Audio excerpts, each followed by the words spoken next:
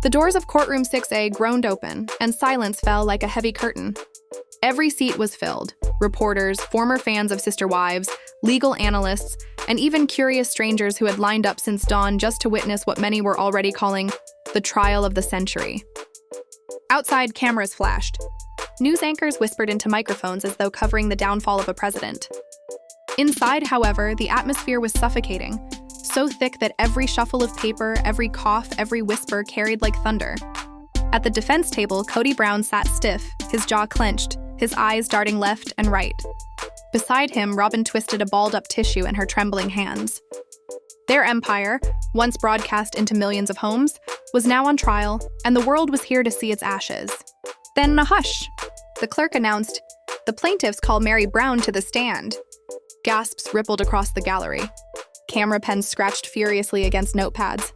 A woman in the back audibly whispered, "Finally, it's her." Meri Brown rose slowly. Not timid, not broken. Every step echoed like the strike of a gavel. The courtroom watched as she walked the long aisle, her heels clicking against the marble floor. She carried no binder, no papers, only the weight of years of betrayal, years of silence. The bailiff swore her in. Meri placed her hand on the Bible, her voice unwavering. "I do." When she sat, her eyes locked on Kody. He looked away first. Danielle Cross, the plaintiff's attorney, approached. Calm, deliberate, her tone slicing through the silence. "Mrs. Brown, for the record, please state your relationship to the defendant." Meri's voice was low, steady. "I was his wife, spiritually, legally, financially bound to him, for over 2 decades. Danielle nodded. "And in those decades, did you witness financial misconduct?" Meri's eyes flashed. She leaned forward, gripping the microphone. "Witness it? I lived it. I was forced into it." The jury leaned in. Reporters scribbled. Kody shifted uncomfortably. Meri continued, her tone sharpening with every word. "I signed documents I was told were temporary. I was told the money would come back, that it was just for family security. But it never came back. It disappeared. Year after year, my savings, my security was drained. And when I asked questions, I was met with anger, with silence, with lies." The courtroom stirred, murmurs breaking out, a few gasps from the gallery. The judge lifted his gavel. "Order." But Meri wasn't finished. Her voice rose stronger now, decades of silence cracking open. "I was told I didn't matter, that my role was to obey, to trust, to be silent. And for years, I obeyed. For years, I trusted. And for years, he stole from me." She turned, eyes burning holes into Kody. "You took my loyalty, Kody. You took my money. And you left me with nothing but shame." Kody slammed a fist on the table. "That's not true." She's twisting. "Mr. Brown, enough," the judge thundered. "You will not interrupt this testimony again, or you will be removed from this courtroom." Silence returned. Heavy. Unforgiving. Meri inhaled, her voice trembling only once before regaining steel. "This is not about money anymore. This is about dignity. About trust. About the lives you shattered to keep yourself and Robyn on a throne built from our sacrifices." "I will not be silent anymore." The gallery erupted, applause, shouts, gasps, until the judge's gavel cracked down again. "Order! This court will maintain order!" But the damage was done. The first shot had been fired. The courtroom had witnessed not just testimony, but an awakening. Meri Brown had found her voice, and nothing Kody did could silence her now. The courtroom was silent, but not the silence of peace. It was the silence before a storm, heavy, suffocating. Every juror shifted uneasily, pens trembling against notepads. Robyn rose slowly, as if the very air around her weighed her down. Her steps echoed on the wooden floor. 1, 2, 3, until she stood at the witness stand. Her hands shook as she raised them for the oath. A bead of sweat slid down her temple. She whispered, "I do," but the words almost died in her throat. The judge leaned forward, his brow furrowed, his voice sharp. "Judge, speak clearly, Mrs. Brown. This is a court of law, not a place for whispered half-truths." Robyn swallowed hard. She tried to sit straight, but her body betrayed her. Danielle, the attorney, wasted no time. She stepped forward, each heel striking the floor like a gavel itself. "Danielle, Mrs. Brown, you claim you knew nothing, that you were merely a wife, merely a bystander. But these..." She slammed a folder onto the podium, the sound cracking like thunder. "These emails say otherwise. Gasps rippled through the gallery. Reporters bent forward, scribbling furiously. Camera lenses clicked outside the courtroom doors. Robyn's face drained of color. Robyn, I didn't write those. They're being twisted, taken out of context. Danielle didn't flinch. She took a step closer, her eyes locked on Robyn's trembling figure. Danielle, out of context? Mrs. Brown, this email bears your name, your address, your words. Move the funds now before Christine finds out. Do you deny typing this? Robyn's lips parted, but no sound came out. She blinked rapidly, her eyes darting to Kody at the defense table.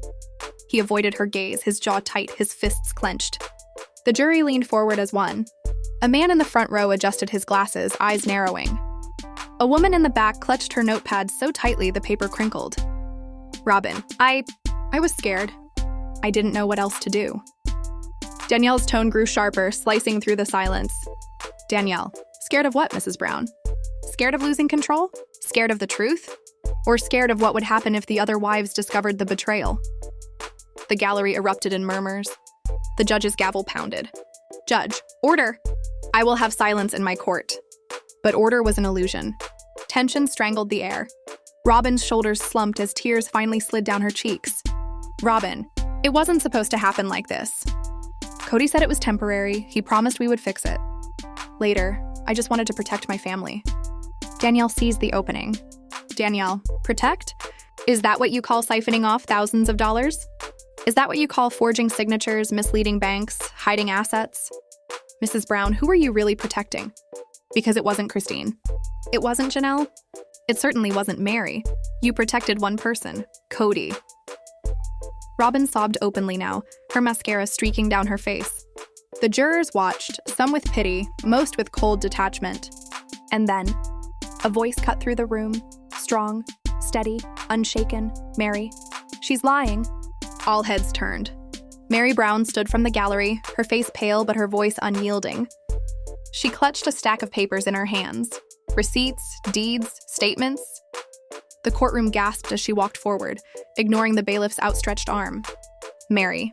She knew everything. Every transfer, every forged signature. I was there. I helped cover it, and I was wrong. But no more. The room froze. Robyn's sobs turned into gasps. Kody shot up from his chair, slamming his palms against the defense table. Kody, Meri, stop this. You don't know what you're saying. But Meri's eyes burned with something deeper than fear. Truth. She handed the papers to Danielle, her hand steady now. Meri, I lied to myself for years. I told myself it was love. I told myself it was loyalty. But it was betrayal. Not just to me. Not just to Janelle. To Christine. To our children. To every one of us who trusted him. The gallery erupted, reporters whispering, spectators gasping, jurors stunned. And then, as if fate demanded it, the doors at the back of the courtroom swung open. Slow, deliberate footsteps echoed in. Janelle Brown. She didn't rush. She didn't tremble. She walked with the calm of a woman who had waited decades for this moment. She approached the stand, her eyes locked on Kody, her voice steady. Janelle, I'm ready to testify. The judge leaned back, exhaling heavily, knowing what was about to unfold would change the trial forever. The storm had broken. The storm had broken. The weight of Janelle's words pressed against the walls of courtroom 6A like a storm refusing to break. Her voice did not tremble. It cut, steady and sharp, as though each syllable carried the years of betrayal carved into her. Janelle, do you have any idea what it's like to look into your children's eyes and tell them we can't afford their tuition? To say no when they need something as simple as food or a pair of shoes, while money is being funneled into secret properties I never knew existed? A ripple of gasps surged through the gallery. Some shook their heads in disbelief. Others pressed their hands to their mouths, struggling to absorb the enormity of what had just been said. Janelle's gaze darkened, her eyes unblinking as she stared past Kody, past Robyn, toward the jury. Janelle, I confronted him once. I couldn't take it anymore. I called him after another withdrawal, furious. I told him this wasn't family. This wasn't what we had agreed upon. Do you know what he did? Danielle leaned closer, her voice quiet, coaxing. Danielle, tell us, Janelle. How did Kody respond? Janelle's lips thinned into a bitter line. When she finally spoke, her words cracked through the room like a bomb. Janelle, he laughed. He said, you'll never get it. Robyn and I are creating something greater, something you don't have to be involved in. The explosion of sound was immediate. Reporters gasped audibly. Jurors exchanged shocked glances. Even the judge's stoic face twitched, his brow knitting with astonishment. Kody bolted upright, red-faced and trembling. Kody, that's a lie. I never said that. She's twisting my words because she's jealous. The judge's gavel cracked like a gunshot. Judge, Mr. Brown, sit down or you'll be held in contempt. Kody froze mid-breath, his chest heaving, his lawyer tugging at his sleeve to pull him back down. Robyn sat rigid, her eyes locked on her lap, silently sobbing into a shredded tissue. Janelle didn't flinch. She turned to face the jury again, her voice steady, her anger cold and precise. Janelle, this wasn't about love. It wasn't about family. It was about power. Kody didn't just shatter marriages. He shattered lives. He shattered trust. He built a kingdom of lies with Robyn, and we were all just pawns. I will not be silent anymore. The silence that followed was suffocating. Jurors froze, pens suspended above their notes. Even Meri, seated across at the plaintiff's table, blinked through tears as she locked eyes with Janelle. For the first time in years, the two women were united, not by Kody's manipulation, but by truth. Danielle's voice thundered, slicing the tension. Danielle. Ladies and gentlemen of the jury, you've heard from Meri, you've heard from Janelle. And if you think the deception ends there, wait until you hear Christine. The gallery stirred, whispers racing like wildfire. The judge's gavel pounded for order, but anticipation could not be silenced. At the defense table, Kody's face hardened, his lips pressed into a furious line. He leaned over to his attorney, spitting words that made Richard Vaughn visibly recoil. Robyn twisted her tissue until it nearly tore in half. And then Christine Brown rose. She didn't rush. She didn't tremble. She walked with quiet strength, a woman forged in the fires of betrayal and survival. Unlike Meri's steel or Janelle's precision, Christine carried something different, fire, tempered by compassion. She had once been the glue that held the family together, the mother who held broken children in her arms, the wife who brokered peace when tempers flared. But today she wasn't here for peace. She was here for war. The bailiffs swore her in. Christine lifted her chin, her voice clear, steady. I do. She settled into the witness chair, her hands folded, her eyes blazing toward the jury. Danielle. Christine, tell us your experience with Kody Brown, particularly during the years these secret properties were acquired. Christine tilted her head slightly, her words calm but weighted with fury. Christine. At first I believed him. We all did. Money was always tight, he said. We couldn't afford vacations. We couldn't afford repairs. We couldn't afford even medical expenses for the children. And I trusted him. We all trusted him. But then I noticed patterns. Her voice cracked into raw honesty, her lips curling with bitterness. Christine. Vacations taken, but only Robyn's children went. New furniture delivered to homes we weren't even allowed to see. And when I questioned it, I was told the same thing. Trust him. She shook her head slowly, her voice now rising. Christine. But trust doesn't pay medical bills. Trust doesn't cover surgeries. Danielle's voice cut in softly. Danielle. Christine, what surgery are you referring to? Christine's composure wavered. Her voice trembled for the first time. Christine, my daughter Isabel, she needed spinal surgery. It was urgent. It was life-changing. We were told by Kody that there wasn't enough money. We scraped together what we could, begged family for help. Do you know where Kody was when his daughter went under the knife? Not by her side. Not even in the same city. Gasps swept the courtroom. Jurors' eyes widened, some visibly shaken.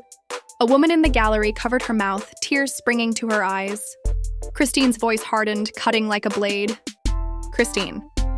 Kody wasn't there because he was with Robyn, because they were busy funneling money into hidden properties while my child lay on a hospital bed. Reporters nearly fell over themselves, scribbling furiously. Kody slammed his fist against the table. Kody, that's not true. Don't twist this, Christine. The judge's gavel roared. Judge, Mr. Brown, one more outburst and you'll be removed from this courtroom. Christine never broke her stare. Christine, you left us, Kody. You lied to us. You chose her over your own daughter. Danielle lifted an envelope, sliding it onto the evidence table. Danielle, Christine, do you recognize this document? Christine's nod was sharp, decisive.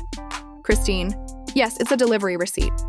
high-end furniture, delivered to the Sedona cabin the same week Isabel's surgery was scheduled.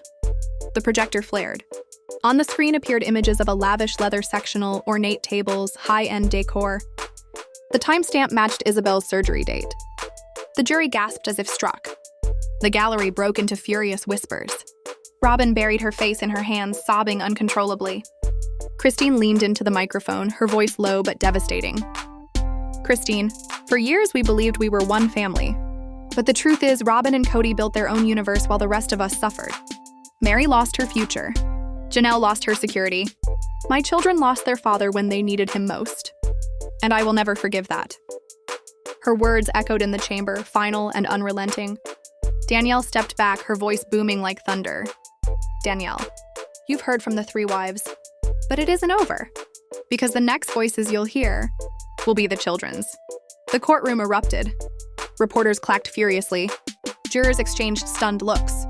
The gallery buzzed louder than ever. The judge slammed the gavel, his voice booming. Judge, court is adjourned until tomorrow morning. But even as people began to rise, one question gripped every soul in the room. If the wives' testimonies could shake the foundation of Kody's defense, what devastation would follow when the children themselves took the stand?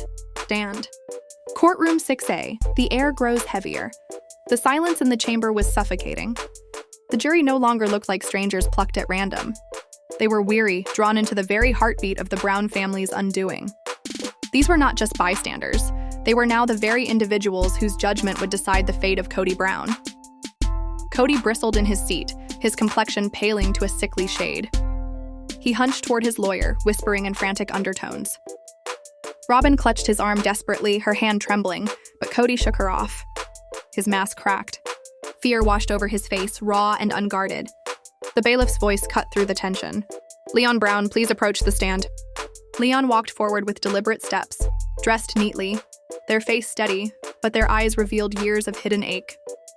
The oath was sworn, and Danielle's voice softened to invite them in. Leon, can you describe for the jury what it was like growing up in the Brown family? Leon inhaled, the weight of memory settling into their lungs. Their voice was calm but etched with pain. Initially, it felt like belonging, like solidarity. We believed in the vision, but when Robyn came, something shifted. My mom was bypassed. I watched it happen, financially, emotionally. She was erased from decisions. The jury scribbled, pens scratching, until Leon's voice suddenly cracked like thunder. I remember one evening overhearing my father say, "Meri doesn't matter anymore."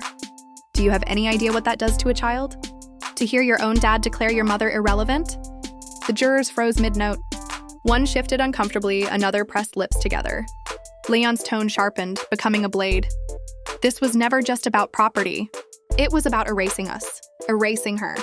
Kody's eyes narrowed, his jaw twitching. For once, he said nothing.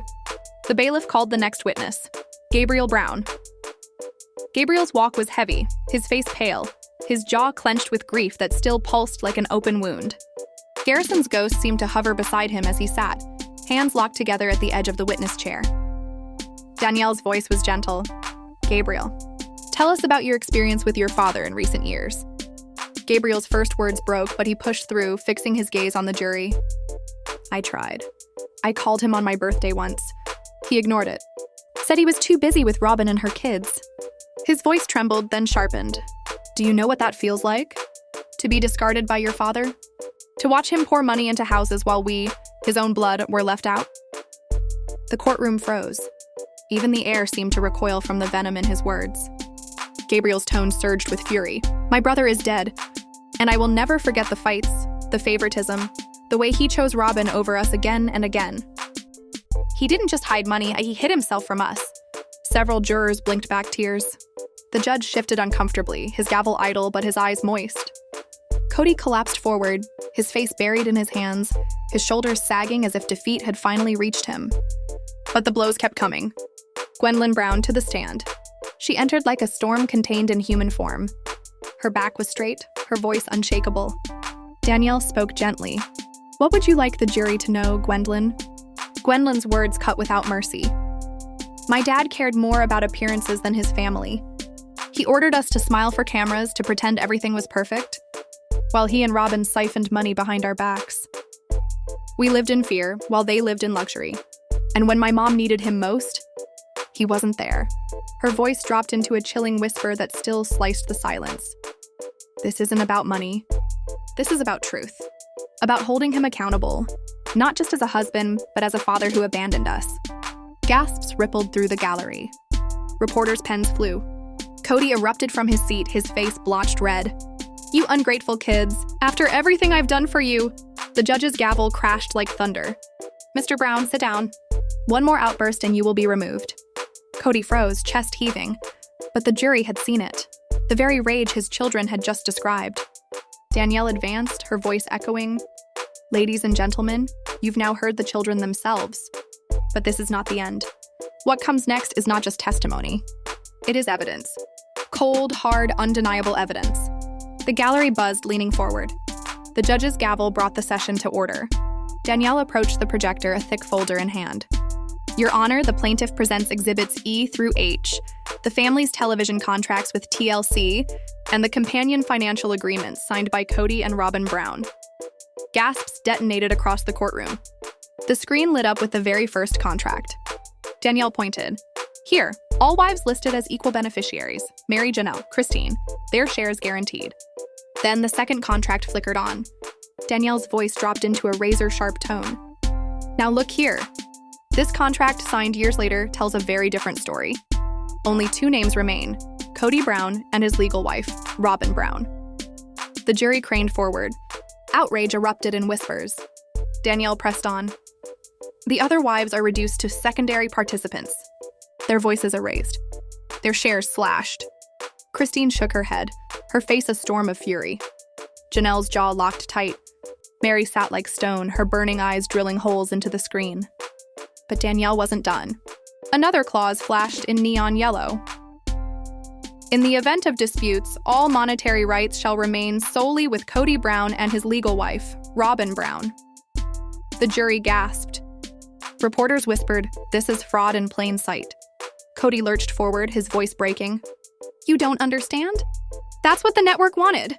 Without Robyn, there was no show." The gavel slammed again. "Enough, Mr. Brown." But the jury had already heard it. The desperate excuses of a man cornered.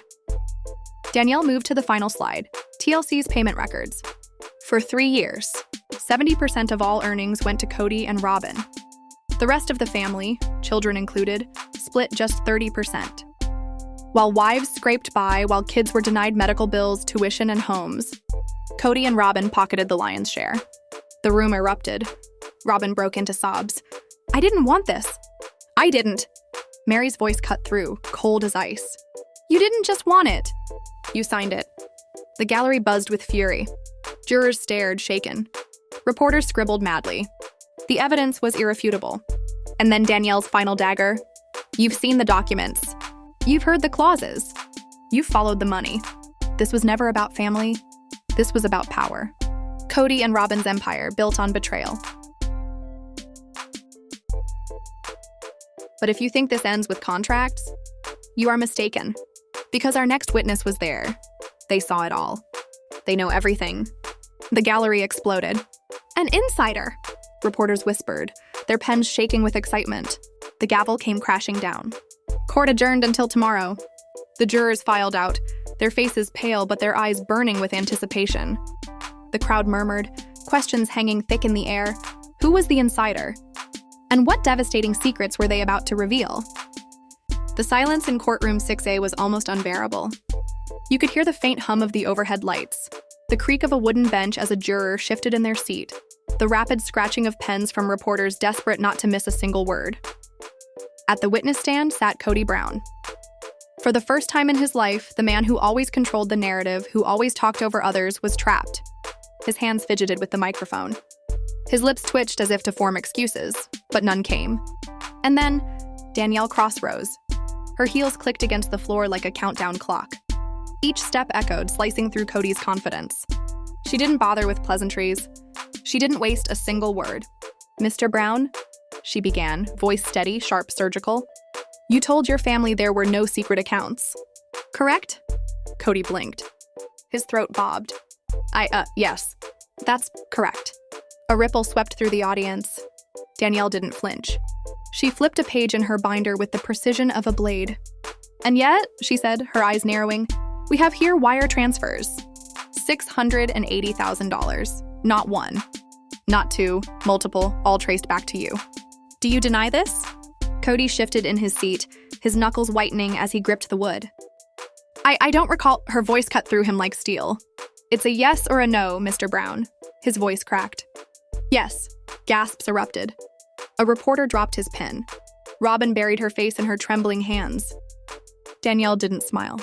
She pressed forward, unrelenting. "Did you also instruct Mrs. Brown to sign over deeds she did not understand? Did you pressure her into it?" "I never—" "Yes or no?" "Yes." The jury leaned forward. One of them shook their head in disgust. Kody's shoulders began to cave under the weight of the truth. Danielle's tone grew quieter, but sharper, like a knife being pressed against glass. "Did you hide assets while your children struggled? Did you forge signatures to secure land they were promised?" Silence. Kody looked down at his hands. His lips trembled. Danielle took one step closer. "Yes or no?" A pause. A tear welled in his eye. "Yes!" The room exploded. Murmurs turned into shouts. The judge's gavel thundered for order. The cameras outside picked up the vibrations of chaos as words spread like wildfire. Kody Brown had confessed. But Danielle wasn't finished. She leaned in, her voice now a whisper only he and the jury could hear. "One last question, Mr. Brown, and remember, you're under oath." Kody's eyes darted nervously, his chest heaving. "Isn't it true," she said, letting the silence choke the air, "that every lie you told, every dollar you stole, every woman you betrayed, was never about love or family, but about control?" The courtroom froze. Even the judge leaned forward. Kody opened his mouth. Nothing came. His jaw locked, his eyes glazed. For once, the man of 1,000 excuses had no words left. And that silence, louder than any confession, hung over him like a noose. Like a noose.